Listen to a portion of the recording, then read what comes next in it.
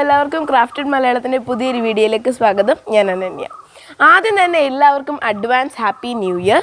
ഇന്ന് നമ്മൾ ഉണ്ടാക്കാൻ പോകുന്നത് ഇതുപോലത്തെ ഒരു ടേബിൾ കലണ്ടറാണ്.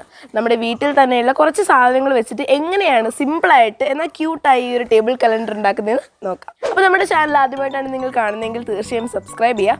സബ്സ്ക്രൈബ് ചെയ്യാൻ താഴെയുള്ള ചുവന്ന സബ്സ്ക്രൈബ് ബട്ടൺ ക്ലിക്ക് ചെയ്ത് അതിൻ്റെ തൊട്ടടുത്തുള്ള ബെൽ ബട്ടൺ കൂടി ക്ലിക്ക് ചെയ്ത് ഓൾ എന്ന ഓപ്ഷൻ എനേബിൾ ചെയ്ത് കഴിഞ്ഞാൽ ഞങ്ങൾ ഇനി ഇടുന്ന ഇതുപോലത്തുള്ള പുതിയ വീഡിയോസിൻ്റെ അപ്ഡേഷൻസ് നിങ്ങൾക്ക് ലഭിക്കുന്നതായിരിക്കും.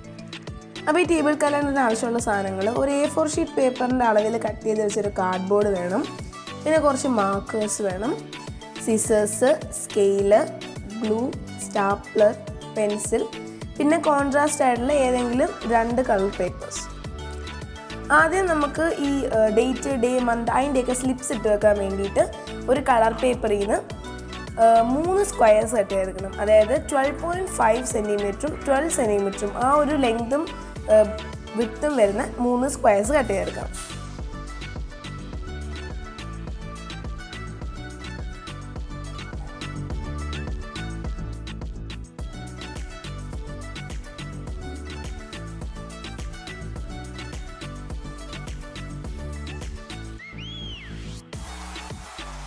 അപ്പോൾ കട്ട് ചെയ്ത് ഞാൻ ഒരു സ്ക്വയർ എടുത്തിട്ടുണ്ട്. അതിനകത്ത് മുകളിൽ നിന്ന് താഴേക്ക് 3 സെൻറ്റിമീറ്റർ മാർക്ക് ചെയ്ത് കൊടുക്കണം. 2 സൈഡും 3 സെൻറ്റിമീറ്റർ മാർക്ക് ചെയ്ത് കൊടുക്കണം. ഇനി ആ 2 പോയിന്റ്സും തമ്മിൽ ജോയിൻ ചെയ്യിപ്പിക്കണം. ഇനി ആ പോയിന്റ്സ് ജോയിൻ ചെയ്ത ലൈൻ അനുസരിച്ച് മടക്കണം. ഫ്രണ്ടിലേക്കാണ് മടക്കേണ്ടത്. ഇനി ആ മടക്കിയ സൈഡിൽ ആ 2 സൈഡിൽ നിന്നും അകത്തേക്ക് 3 സെൻറ്റിമീറ്റർ മാർക്ക് ചെയ്യണം, താഴെ മാർക്ക് ചെയ്യണം.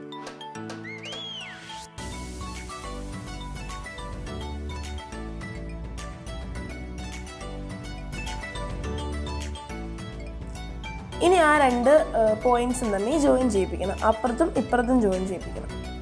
ഇനി ആ ലൈൻസിനനുസരിച്ച് മടക്കണം. മടക്കിയിട്ട് അത് ബാക്കിലേക്ക് തിരിച്ച് മടക്കണം. വീഡിയോയിൽ കാണുന്ന പോലെ ആദ്യം ഇങ്ങനെ ഫ്രണ്ടിലേക്ക് മടക്കണം,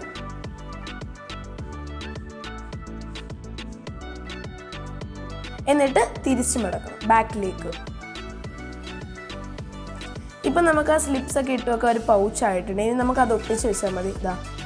അവിടെയാണ് നമ്മൾ ആ സ്ലിപ്സ് ഒക്കെ ഇട്ട് വെക്കുന്നത്.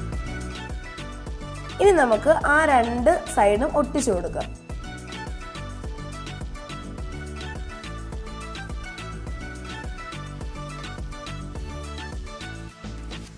ഇപ്പം ഞാൻ 2 സൈഡും ഒട്ടിച്ചു കൊടുത്തിട്ടുണ്ട്. ആ നടുവിൽ ഇങ്ങനെ ട്രയാങ്കിൾ പോലെ കിടക്കുന്ന ഭാഗത്തും ഒട്ടിച്ചു കൊടുക്കണം. ഇതേപോലെ തന്നെ ഇപ്പം ഞാൻ ഈ ചെയ്ത പോലെ തന്നെ നമ്മൾ നേരത്തെ കട്ട് ചെയ്ത് വെച്ച 3 സ്ക്വയറിലും ചെയ്യണം. അതുപോലെ നമുക്ക് 3 പൗച്ചാണ് വേണ്ടത്. ഇപ്പോൾ ഞാൻ 3 പൗച്ച് ശരിയാക്കി വെച്ചിട്ടുണ്ട്. ഇനി നമുക്ക് നമ്മുടെ A4 ഷീറ്റിൻ്റെ അളവിൽ കട്ട് ചെയ്തെടുത്ത കാർഡ്ബോർഡ് എടുക്കാം. ഞാൻ A4 ഷീറ്റിൻ്റെ അളവിൽ തന്നെയാണ് കട്ട് ചെയ്ത്, കറക്റ്റാണ്.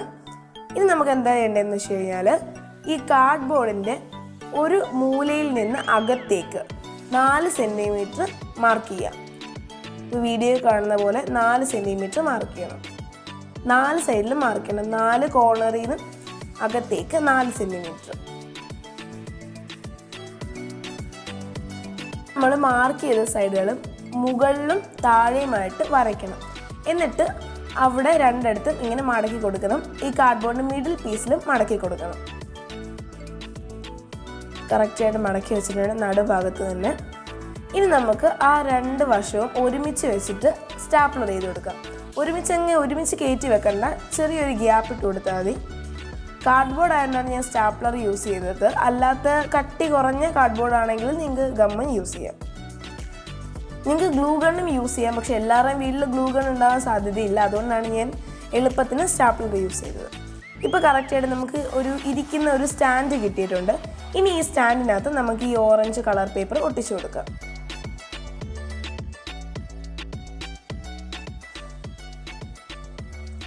ഇത് കറക്റ്റായിട്ട് ഒട്ടിച്ചു കൊടുക്കാം. ഞാൻ ഇപ്പോൾ ഒരു സൈഡ് ഒട്ടിച്ചിട്ടുണ്ട്. ഇനി അടുത്ത സൈഡ്.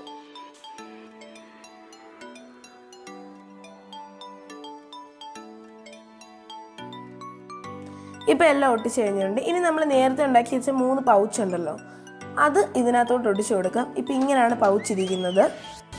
പിന്നെ അതിന് മുമ്പ് ഞാൻ 3 സ്റ്റിക്കർ കട്ട് ചെയ്തെടുത്തിട്ടുണ്ട്. അത് നിങ്ങൾക്ക് ഇഷ്ടമുള്ള സ്റ്റിക്കർ കട്ട് ചെയ്യാം. സ്റ്റിക്കർ നമുക്ക് ഈ പൗച്ചിനകത്ത് ഒട്ടിച്ചു കൊടുക്കണം. സ്റ്റിക്കർ കട്ട് ചെയ്യുന്നതെന്ന് വെച്ച് കഴിഞ്ഞാൽ ഏതെങ്കിലും ഒരു വെള്ള പേപ്പറിനകത്ത് നമുക്ക് ഇഷ്ടമുള്ള സംഭവം വരച്ചെടുക്കാം. പിന്നെ കട്ട് ചെയ്യുമ്പോൾ അതിൻ്റെ ബോർഡറിനനുസരിച്ച് കട്ട് ചെയ്യരുത്, ഒരല്പം ഗ്യാപ്പ് ഇട്ട് വേണം കട്ട് ചെയ്യാൻ.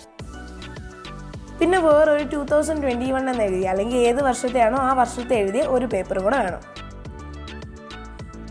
ഇപ്പം 3-നകത്ത് ഞാൻ ഒട്ടിച്ചു കൊടുത്തിട്ടുണ്ട്. ഇനി നമുക്ക് ഈ 3 നമ്മുടെ കാർഡ്ബോർഡ് സ്റ്റാൻഡിൻ്റെ ഏതെങ്കിലും ഒരു ഫേസിൽ ഒട്ടിച്ചു കൊടുക്കാം. ഇതുപോലെ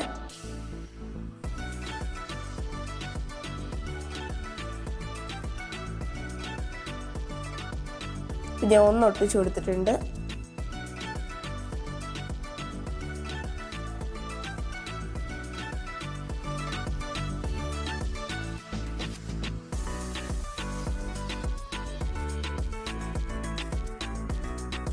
എന്താ 3 ഒട്ടിച്ച് വെച്ചിട്ടുണ്ട്. ഇനി ഞാൻ ഒരു ബാക്ക്ഗ്രൗണ്ടിലുള്ള കളർ പേപ്പറിനകത്ത് നിന്ന് ഡേ, ഡേറ്റ്, മന്ത് എടുത്തിട്ടുണ്ട്. ഇനി അത് നമുക്ക് ഈ പൗച്ചസിൻ്റെ താഴെ ഒട്ടിച്ചു കൊടുക്കാം. ഇപ്പോൾ ഞാൻ ഒട്ടിച്ചു കൊടുത്തിട്ടുണ്ട്. ഇപ്പോൾ മന്ത് എഴുതിയ പേപ്പറുണ്ട്, ഡേറ്റ് എഴുതിയ പേപ്പറുണ്ട്, ഡേ എഴുതിയ പേപ്പറുണ്ട്. ഇതൊക്കെ അതാത് സ്ഥാനത്ത് നമുക്ക് വെച്ച് കൊടുക്കാം. ഇങ്ങനെയാണ് കയറ്റി വെക്കുന്നത്. പിന്നെ ഇത് എഴുതുമ്പോൾ മുകളിലായിട്ട് എഴുതുക, അല്ലെങ്കിൽ നമ്മൾ കയറ്റി വെച്ച് കഴിയുമ്പോൾ അതിൻ്റെ പകുതി ഭാഗം മാത്രമേ കാണാൻ പറ്റുള്ളൂ. ഒരേ ഷേപ്പ് അഡ്ജസ്റ്റ് ചെയ്ത് കട്ട് ചെയ്ത് കൊടുക്കണം. മന്ത് ആണെങ്കിൽ 12 ഡേറ്റ് ആണെങ്കിൽ 31 ഡേ ആണെങ്കിൽ 7 അങ്ങനെ കട്ട് ചെയ്ത് വെച്ചിട്ടുണ്ട്. ഇപ്പോൾ നമ്മളുടെ കലണ്ടർ റെഡിയായി. അപ്പോൾ നിങ്ങൾക്ക് നിങ്ങളുടെ ഇഷ്ടത്തിനുള്ള കളർ കോമ്പിനേഷനിൽ ഇതിന് കളർ ചേഞ്ച് വരുത്താവുന്നതാണ്. അപ്പോൾ സിമ്പിളായിട്ട് നമ്മൾ വീട്ടിലുള്ള സാധനങ്ങൾ കൊണ്ട് ഉണ്ടാക്കാൻ പറ്റുന്ന കലണ്ടർ റെഡി. അപ്പോൾ നിങ്ങൾക്ക് ഇന്നത്തെ ടേബിൾ കലണ്ടറിൻ്റെ വീഡിയോ ഇഷ്ടപ്പെട്ടു എന്ന് വിചാരിക്കുകയാണ്. അടുത്തൊരു വീഡിയോയിൽ പുതിയൊരു അടിപൊളി ഐറ്റവുമായി ഞാൻ എത്തുന്നവരെ ബൈ.